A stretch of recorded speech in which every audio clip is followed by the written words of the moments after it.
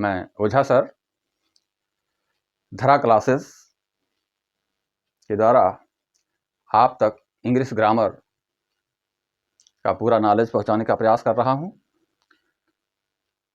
First part में मैंने आपको पार्ट्स ऑफ स्पीच के बारे में कुछ बताया था। अब हम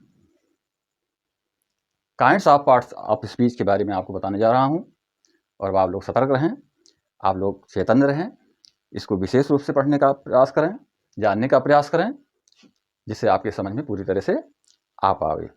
अपने आप को ऐसा बनाना है कि हम किसी भी क्षेत्र में जाएं, हमको सफलता जरूर मिले, और इसके लिए हमें अथक प्रयास करना पड़ेगा। जब हम प्रयास करेंगे तभी हमारा ईश्वर भी साथ देगा, खुदा भी साथ देगा।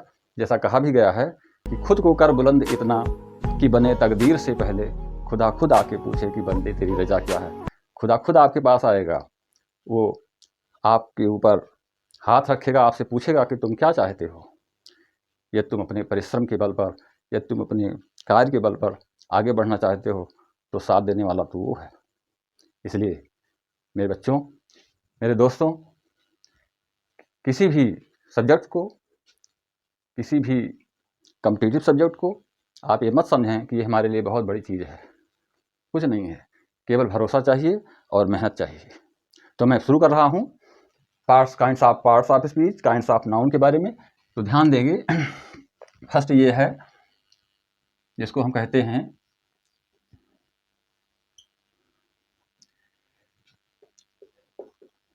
इसके पार्ट्स को कहते हैं, सबसे पहला पार्ट्स है proper noun.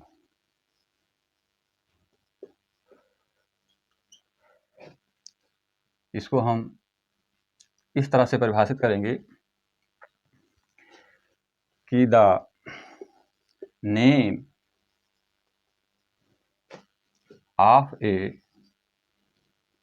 Particular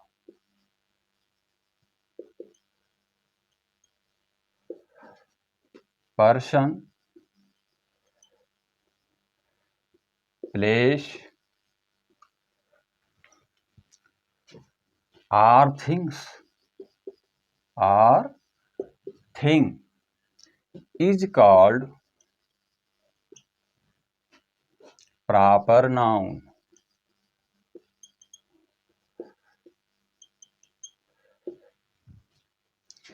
The name of a particular person, place or things is called proper noun. Hindi में हम इसको इस प्रकार से लिखेंगे, किसी विशेष व्यक्ति, स्थान या वस्तु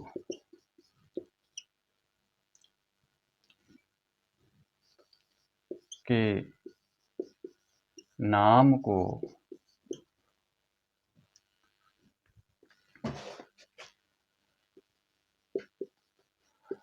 व्यक्तिवाचक संज्ञा कहते हैं। इसमें जो है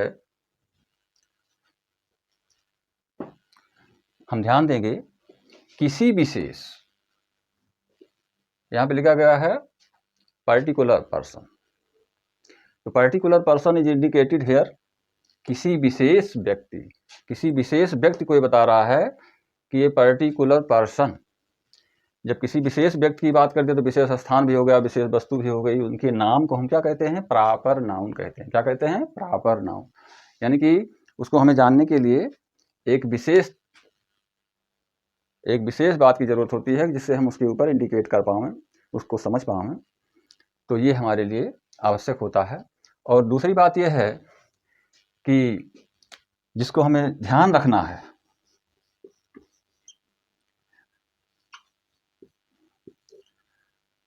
नोट्स में इसको हमको ध्यान रखना है कि नोट्स में हमको ये ध्यान रखना है कि proper noun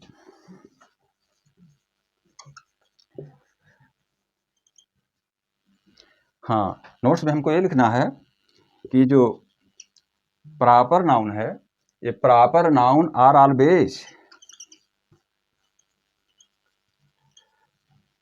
always written with a capital letter.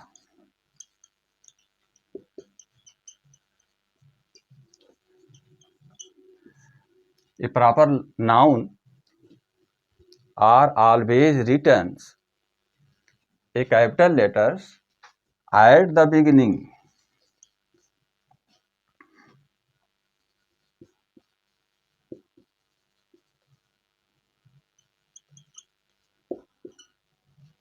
ध्यान दें, ये जो प्रॉपर नाउन होता है ये हमेशा ही लिखा जाता है कैपिटल लेटर में। कैपिटल लेटर का मतलब जानते ही हैं, और कैपिटल लेटर्स में लिखते हैं और उसके पश्चात एट द बिगिनिंग में होता है, जैसे सेंटेंस के प्रारंभ में होता है और कैपिटल लेटर में होता है। हम जब प्रारंभ करते हैं कोई भी सेंटेंस लिखना, अब आप ध्यान रखेंगे कि जैसे किसी भी सेंटेंस को जब हम लिखते हैं तो कोई ज़रूरी नहीं, जैसे मान लीजिए हमने कहा कि Ram is living in Delhi, अब दिल्ली शब्द जो है लास्ट में आ गया, राम आगे आ गया, तो हम राम को तो कैपिटल लिखेंगे भी, लेकिन दिल्ली को भी कैपिटल लिखेंगे। तो सेंटेंस के बिगिनिंग का मतलब हुआ कि प्रारंभ में तो कैपिटल लेटर लिखा ही जाएगा, लेकिन यदि वो प्रॉपर नाउन के रूप में बीच में आ रहा है तब भी हम उसको क्या करेंगे, कैपिटल लेटर से ही लिखेंगे। अब इसके कुछ एग्जाम्पल्स हैं जिसको आप समझ लें। उन एग्जाम्पल्स को मैं लिख रहा हूं। ये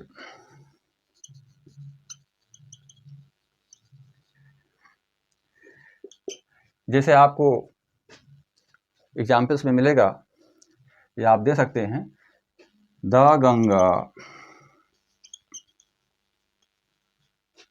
is a holy river.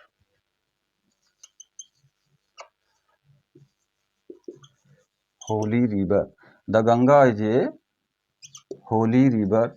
Second examples, Akbar was a great king। Third number, Delhi is a big city। Fourth number, ध्यान देंगे, द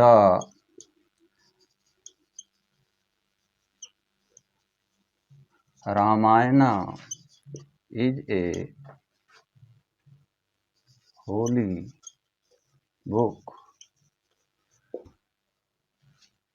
मेरे प्रिय दोस्तों, एग्जाम्पल्स के रूप में मैंने केवल 4 लिखे हैं, आपके समझने के लिए 4 एग्जाम्पल्स दिए हैं, जिसमें कि आप देख रहे हैं फर्स्ट में the Ganga is a holy river, Ganga एक पवित्र नदी है। अब इसमें हम क्या पाए कि ये द गंगा जो है ये क्या है, नदी का नाम है, इसलिए हमने इसको क्या किया, कैपिटल से लिखा। इसी तरह से Akbar was a great king, Akbar एक महान राजा था, शासक था, तो यहाँ पर अकबर में एक कैपिटल कर दिया क्योंकि ये प्रॉपर नाउन के अंतर्गत आ रहा है। इसी तरह से Delhi is the name of a place का है, फिर भी क्या है, कैपिटल है, नेम है, और इसको हम प्रॉपर नाउन के अंतर्गत जानते हैं, इसलिए दिल्ली का यहाँ पे डी कैपिटल किया गया। इसी तरह Ramayana the Hindu religious book, तो रामायणा में ये भी प्रॉपर नाउन के अंतर्गत आएगी, एक वस्तु के रूप में आएगी, तो यहाँ पर हम इसको क्या किए, कैपिटल से कर दिए। तो this is the main topics end portion of the proper nouns. जैसा कि आप समझ रहे हैं, प्रॉपर नाउन के अंतर्गत हमने इसको इंग्लिश में डिफिनेशन किया, इसका दिया, उसके बाद इसको हिंदी में इस तरह से लिखा, और फिर इसके जो है नोट्स में हमको ध्यान रखना है कि प्रॉपर नाउन जो है are always written with a capital letters at the beginning. प्रारंभ में हम जो लिखेंगे तो कैपिटल लेटर्स में हम इसका प्रयोग करेंगे प्रॉपर नाउन का। और एग्जाम्पल्स के रूप में the Ganga is a holy river, Akbar was a great king, Delhi is a big city, and 4 number में the Ramayana is a holy book. तो इस तरह से हम देख रहे हैं। अब हमको यदि इसके बारे में देखेंगे, जाने समझेंगे, तो हमको पहचानने में कोई परेशानी नहीं होगी। मान लीजिए किसी सेंटेंस में इस तरह का प्रयोग किया गया है और आपसे पूछ लिया जाए what is the words which is indicating here proper noun, तो आपको किसी प्रकार की भ्रम की स्थिति नहीं बननी चाहिए आपके अंदर। आपको उसको समझ लेना चाहिए कि प्रॉपर नाउन इस सेंटेंस में कौन सा वर्ड है और उसको आप इंडिकेट कर देंगे। आपको भली भांत जानकारी होगी और आपको उसका लाभ मिलेगा।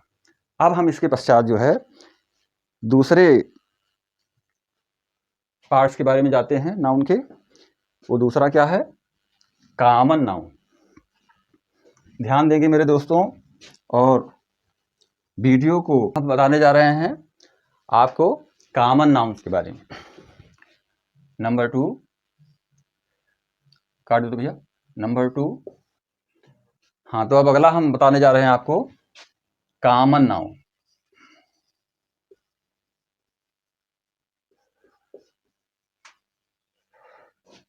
कॉमन नाउन, ये कॉमन नाउन जो होता है ये जो है एक विशेष वर्ग जात के लिए होता है। तो कॉमन नाउन को हम इंग्लिश में इस तरह से परिभाषित करेंगे। जैसा कि आप जानते हैं कि कॉमन का मतलब होता है उभयलिंगी, जिसको हम दोनों तरह से समझें। जैसे मान लीजिए किसी का नाम शेर अली है, तो शेर अली हम ना कह करके उसके इस जगह पर अगर वो बॉय है तो उसको बॉय कहें, अगर वो यंग है तो यंग कहें, अगर वो ओल्ड है तो ओल्ड कह दें, ओल्ड। तो इस तरह से हम जब उसका प्रयोग करते हैं उसके स्थान पर, तो एक कॉमन नाउन के रूप में आ जाता है। तो कॉमन नाउन को हम इस तरह से लिखेंगे, a common noun is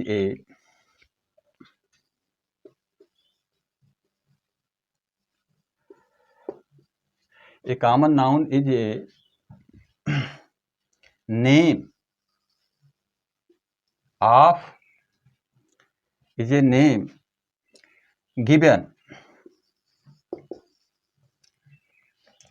is a name given is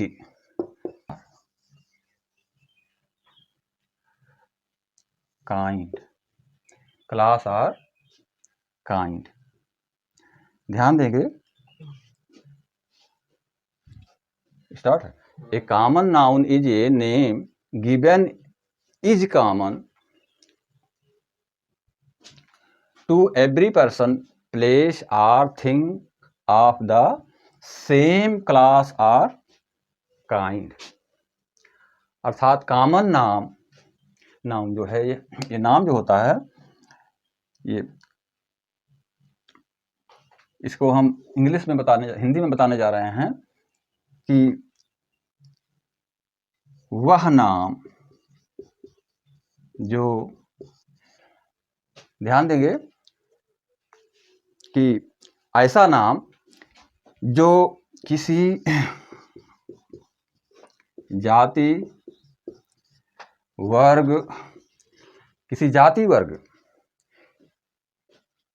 जो किसी जाति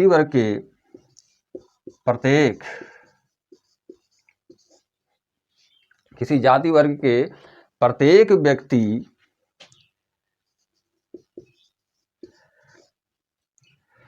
प्रत्येक व्यक्ति स्थान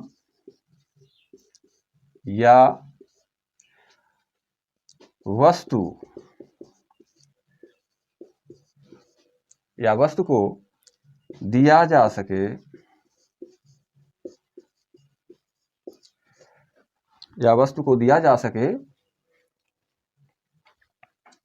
जातिवाचक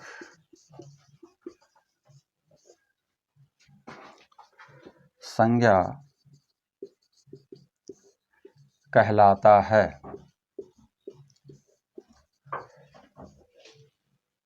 प्लीज अटेंटिव हियर, ध्यान दें। A common noun is a name given is common. A common noun ऐसा नाम जो कि गिवन इज कॉमन, जो कॉमन रूप से एवरी पर्सन प्रत्येक व्यक्ति स्थान व थिंग के लिए सेम उसी प्रकार से सेम प्रयोग किया जाए, जैसे कि वह नाम जो किसी जाति वर्ग के प्रत्येक व्यक्ति, स्थान या वस्तु को दिया जा सके, जिसको हम स्थान, वस्तु, व्यक्ति के लिए उसको लिख सकें, जातिवाचक संज्ञा कहलाता है। दोबारा इस चीज को रिपीट कर लें कि वह नाम जो किसी जाति वर्ग के प्रत्येक व्यक्ति, स्थान या वस्तु को दिया जा सके, नाम दिया जा सके। हम उसका नाम सीधे वस्तु का नाम नहीं ले रहे हैं, बल्कि उसको एक नाम दे रहे हैं, तो दिया जा सके तो जातिवाचक संज्ञा कहलाता है। इसी को इंग्लिश में a common noun, a common is a name, a common noun is a name given is common to every person, place और thing of the same class और कंडीशन। सेम क्लास और कंडीशन का मतलब तो उसी रूप में, उसी स्थिति में, उसी वर्ग में जब वो वर्ड्स आते हैं तो उनको हम कॉमन नाउन के अंतर्गत उनको नाम देते हैं। इसके लिए एग्जाम्पल्स देखें ध्यान से, जैसे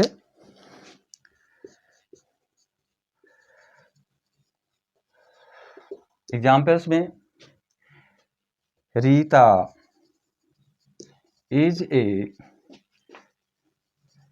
girl, Ravi is a boy, and a pen is on the table.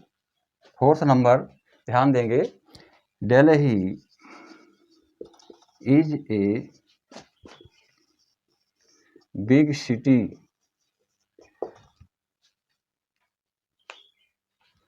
मेरे प्यारे दोस्तों, भाइयों बहनों, कृपया ध्यान देंगे कि जो है जैसे इसमें रीता आया और इधर गर्ल आया, भाई रीता के लिए ही तो गर्ल की बात की गई। रवि आया, यहाँ पर बॉय आया, तो रवि के लिए ही तो यहाँ पर बॉय का प्रयोग किए। तो इधर का जो चीज़ है, जैसे रीता, रवि, पेन, दिल्ली वगैरह, ये आपको प्रॉपर नाउन के अंतर्गत जाने जाए, लेकिन ये गर्ल जो है ये क्या है, कॉमन नाउन हो गया। बॉय जो है ये क्या हो गया, कॉमन नाउन। टेबल्स जो है कॉमन नाउन, और यहाँ पर जो है सिटी, ये जो है क्या है, कॉमन नाउन के अंतर्गत हम इसको समझ सकते हैं। तो हमें ये ध्यान रखना है कि सेंटेंसों में दोनों चीज़ें आती हैं, प्रॉपर भी नाउन आ जाएगा और कॉमन भी आ जाएगा। अब आपको डिफरेंसेस देखना है, उसमें क्या अंतर आते हैं, तो आप जब आप इसको पढ़ेंगे तो आपको ये समझ में आ जाएगा कि कॉमन नाउन कहाँ पर है और प्रॉपर नाउन कहाँ पर है। आपको किसी प्रकार की कोई परेशानी नहीं होगी। तो अब हम ये जो वीडियो है, अगला पार्ट जो हमारा इसी में है, ये अगला है 3 नंबर। ये 3 नंबर के अंतर्गत कलेक्टिव नाउन आता है। कलेक्टिव नाउन को हिंदी में कहते हैं समूहवाचक संज्ञा। तो ध्यान देंगे,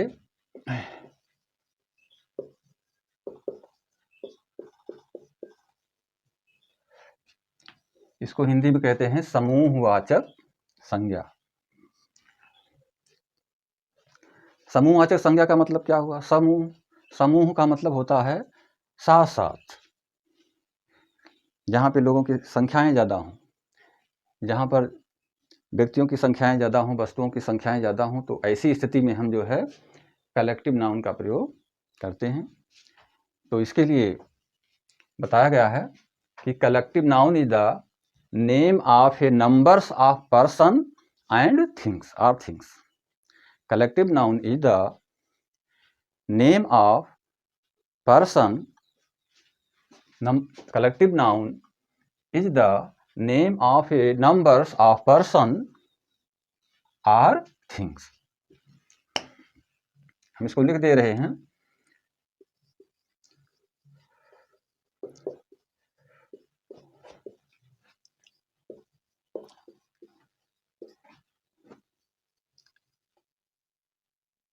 collective noun is the number, collective noun is the name of number, name of number, collective noun is the name of numbers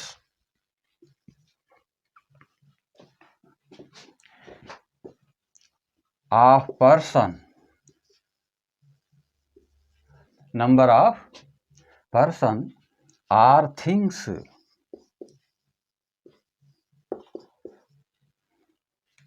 Again repeat this. Collective noun is the name of a numbers, name of a numbers of person or things. व्यक्ति व वस्तु की संख्याओं के नाम, उनकी संख्या समूह जो होता है उसके नेम को हम क्या कहते हैं? कलेक्टिव नाउन कहते हैं। इसमें हिंदी में इस तरह से जानेंगे, किसी, जिसमें कि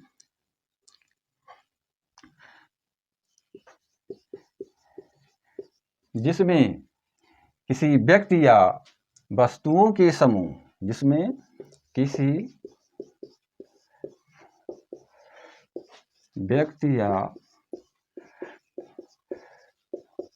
वस्तुओं के समूह, जिसमें किसी व्यक्ति या वस्तुओं के समूह का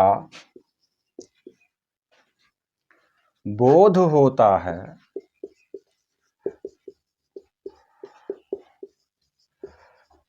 जिसमें किसी व्यक्ति या वस्तुओं के समूह का बोध होता है, कलेक्टिव नाउन कहलाता है या समूहवाचक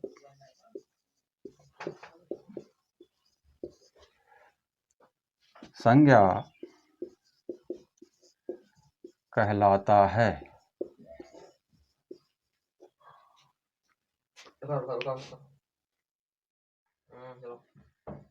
हाँ, तो आपने देखा, जिसमें किसी व्यक्ति या वस्तुओं के समूह का बोध होता है, बोध होने का मतलब जानकारी मिल रही है, समूहवाचक संज्ञा कहलाता है। इसके भी हम कुछ एग्जाम्पल्स दे रहे हैं, अभी आप समझ जाएंगे examples.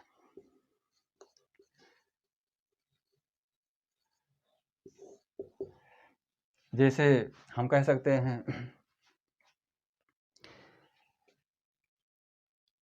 There is very crowd, या क्राउड ही लिख दें, क्राउड। क्राउड मीन्स, जो क्राउड होता है, क्राउड का मतलब भीड़ होता है। क्राउड, क्राउड का मतलब भीड़। इसी तरह से हम कह सकते हैं टीम, टीम का एक समूह होता है। इसी तरह से कह सकते हैं क्लास, क्लास माने कक्षा, कक्षाएं। इसी तरह से हम आर्मी, आर्मी कहने पर सेना का बोध हो रहा है, बहुत से सोल्जर्स, बहुत से सिपाहियों की बात हो रही है, आर्मी। और इसी प्रकार से फ्लॉक, फ्लॉक मीन्स झुंड या समूह होता है, इसको हम जानते हैं। और जहाँ आप रहते हैं, family,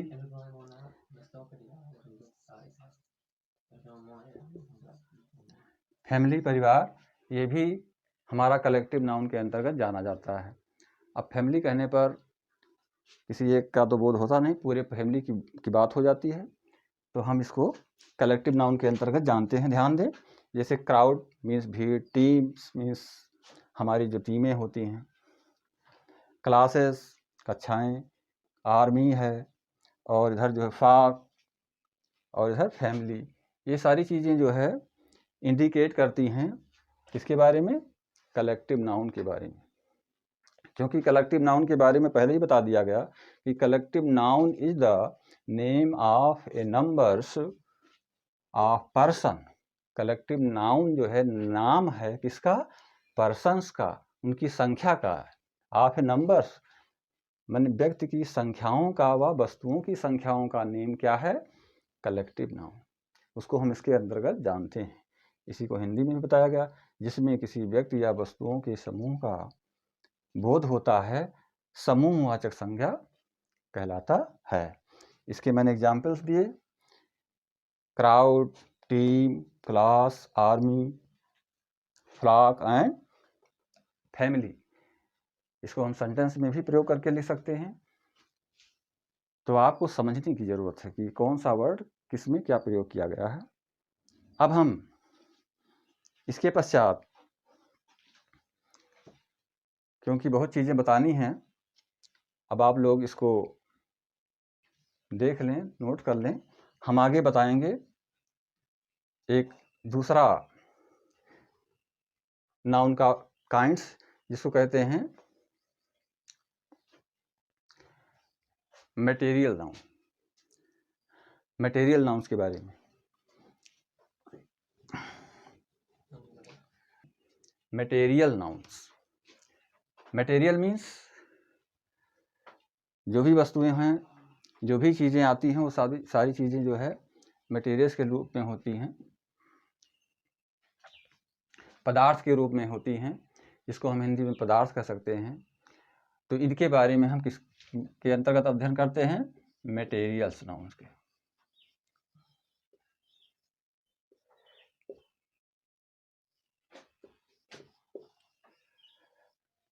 materials noun,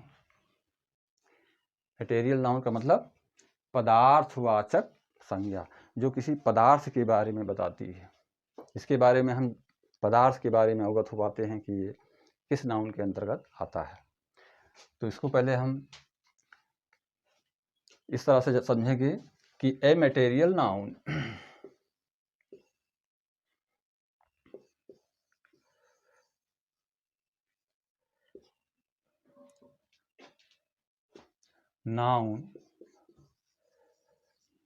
a material noun denotes का मतलब बोध कराता है, हमको बताता है, the matters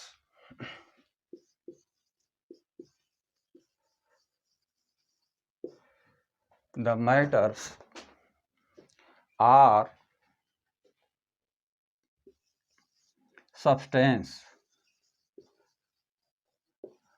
The matters are substance of which thing.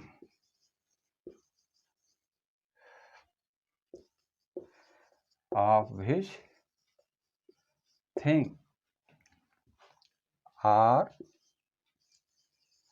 made. मतलब क्या हुआ?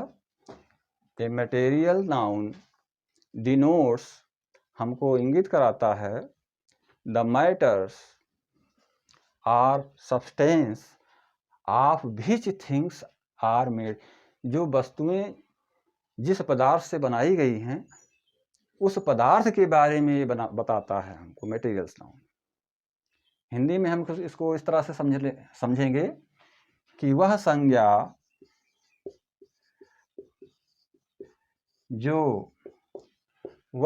जो किसी वस्तु या पदार्थ को,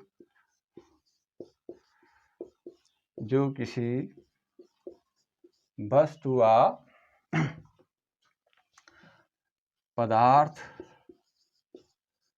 का बोध कराता है,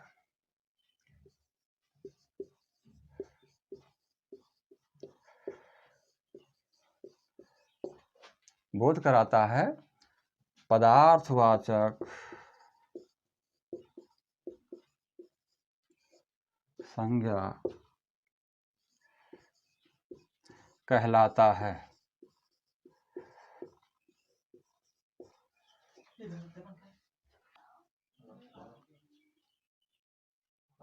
हेलो, हाँ, तो ध्यान दें मेरे मित्रों, जैसा कि मटेरियल्स नाउन के बारे में, कि materials nouns denotes the matters are substance of which things are made.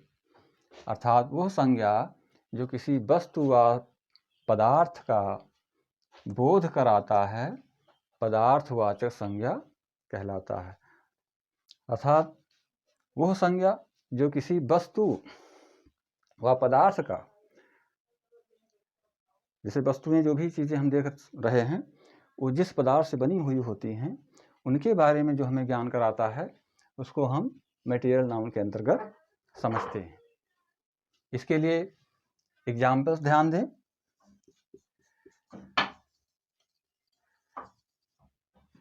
Examples में हम कह सकते हैं जैसे coal is black, coal is black. Milk is white, coal is black, milk is white. Gold is yellow, gold is yellow. And phone number, wood is used, wood is used as a fuel, fuel means ईंधन। ध्यान दें, कोल is black, जैसे कोयला जो है अब एक material के रूप में तो है ही है, उसके बारे में बता दिया गया ब्लैक। मिल्क क्या है, एक पदार्थ है, वस्तु के रूप में मिल्क है, और इसको वाइट बताया गया। इसी तरह से गोल्ड, गोल्ड भी एक पदार्थ ही है वस्तु के रूप में, इसको येलो बताया गया। इसी तरह से wood is use as a fuel, लकड़ी का प्रयोग। अर्थात ये चीज़ें जो हैं आपकी, ये सारी जो है मटेरियल्स नाउन के अंतर्गत आती हैं। इधर इनकी क्वालिटी को बताया गया है, इनकी विशेषताओं को बताया गया है। इधर का जो चीज़ है ये आपको ये समझना है कि हमारा मटेरियल नाउन के अंतर्गत आ रहा है। तो ये मटेरियल्स नाउन्स के बारे में आप लोगों को जो जानकारी हुई, इसे पुनः आप ध्यान रखेंगे कि किस जगह पर हम किसका प्रयोग किए हैं। जो पदार्थों के बारे में बताता है, अध्ययन कराता है, वो हम मटेरियल नाउन को कहते हैं, उसको मटेरियल नाउन कहा जाता है। अब अगला आता है एब्स्ट्रैक्ट नाउन। अब अगला हम आपको बताएंगे एब्स्ट्रैक्ट नाउन के बारे में। What is abstract noun? Abstract noun को हम हिंदी में कहते हैं भाववाचक संज्ञा। ये भाववाचक संज्ञा का कार्य करता है abstract noun.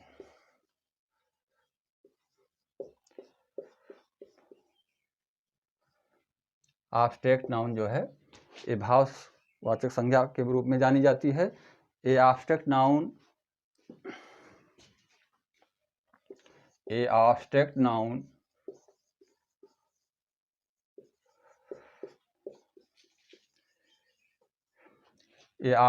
Noun is the name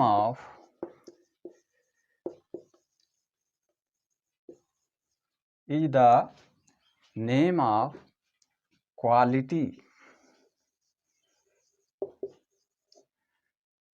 quality का मतलब उसका गुण जो होता है, एक्शन,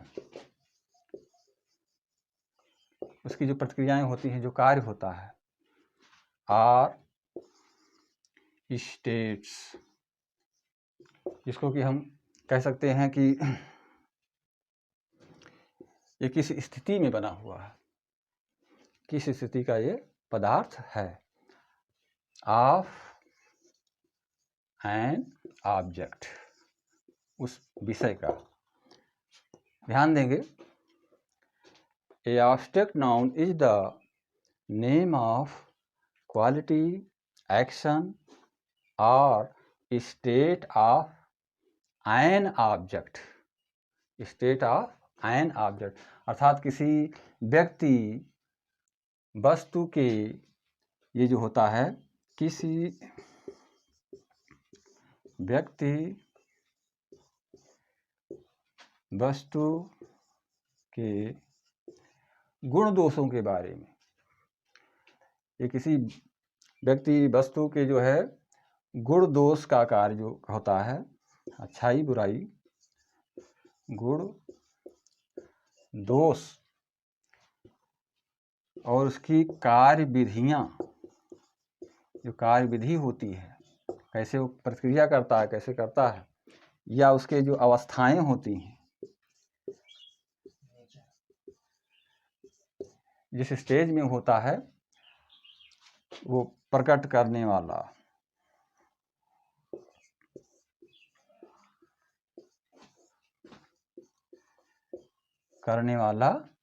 होता है।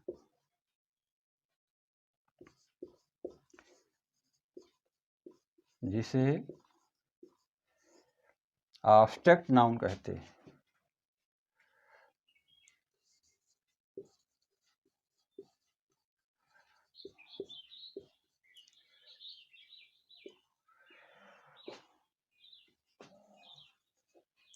मतलब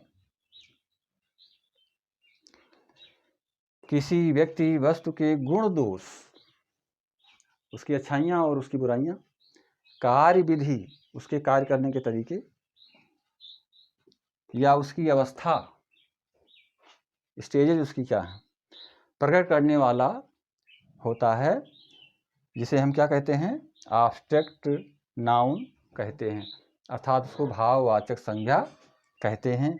अब इसके लिए हम कुछ एग्जाम्पल्स आपको दे रहे हैं। एग्जाम्पल्स में जैसे कहा जाए कि honesty is the best policy. Honesty is the best policy, ईमानदारी एक अच्छी नीति है। इसी प्रकार से happiness lies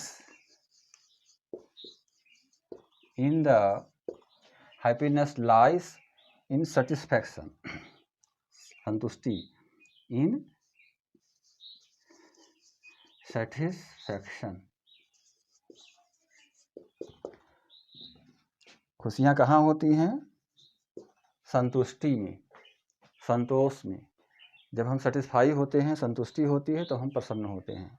happiness lies in satisfaction, अर्थात प्रसन्नता हमारे संतुष्टि में छुपी हुई होती है। Third number,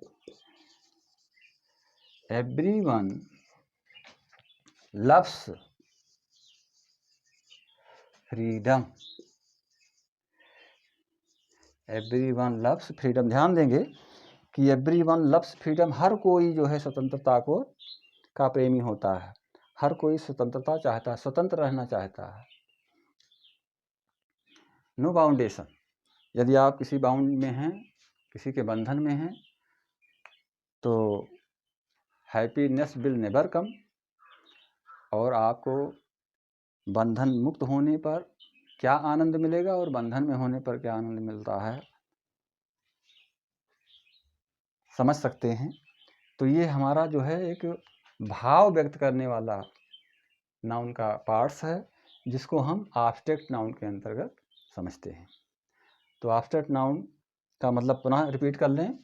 A abstract noun is the name of quality, गुण के बारे में बताता है, एक उसकी विशेषता को बताता है, जो कि एब्स्ट्रैक्ट नाउन का कार्य है। एक्शन बताता है और उसकी स्थिति को बताता है एक विषय का, तो उसी को हम क्या कहते हैं, एब्स्ट्रैक्ट नाउन। किसी व्यक्ति वस्तु के गुण दोष कार्य विधि या अवस्था प्रकट करने वाला होता है, जिसे एब्स्ट्रैक्ट नाउन कहा जाता है, कहलाता है। इसके उदाहरण ध्यान दें। Honesty is the best policy, ईमानदारी एक अच्छी नीति है।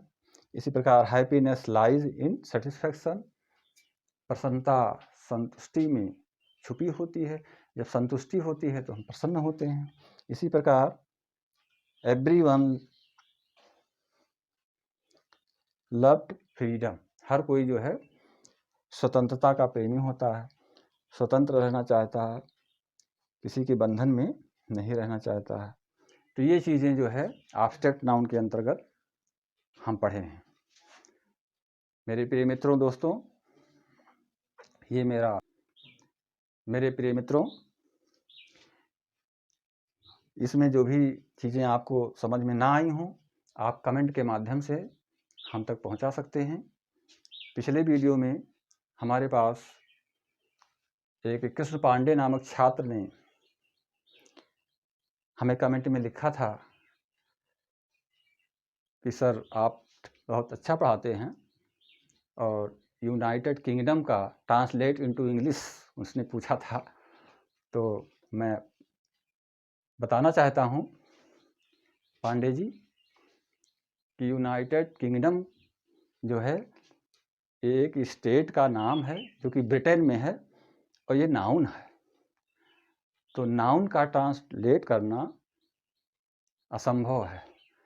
नाउन को हम किस रूप में रखेंगे भाई? अगर किसी का नाम महेश है तो हम क्या ट्रांसलेट करेंगे तो उसका नाम बदल जाएगा? तो इस स्थिति में हम उसको इंग्लिश में ट्रांसलेट नहीं कर सकते, बशर्ते उसको हम समझ सकते हैं कि ये क्या है। तो ब्रिटेन का एक राज्य है, एक कंट्री समझ लीजिए। हाँ, तो यूनाइटेड किंगडम जो आपने पूछा था, तो भाइयों और बहनों, यदि आपको किसी प्रकार का कोई संकोच, किसी प्रकार की कोई परेशानी या ना समझ में कोई चीज़ आ रही हो तो उसको कमेंट के रूप में प्रस्तुत कर सकते हैं। और वीडियो को शुरू से लेकर के लास्ट तक अवश्य देखेंगे, और लाइक करेंगे, सब्सक्राइब करेंगे, लोगों के पास शेयर करेंगे, जिससे ज़्यादा से ज़्यादा लोग इसका लाभ उठा पाएँ। और मैं अगले वीडियो में प्रोनाउन के बारे में बताऊंगा, और प्रोनाउन की विधिवत जानकारी आपको मिलेगी। और इसी के साथ धन्यवाद। जय हिंद, जय भारत।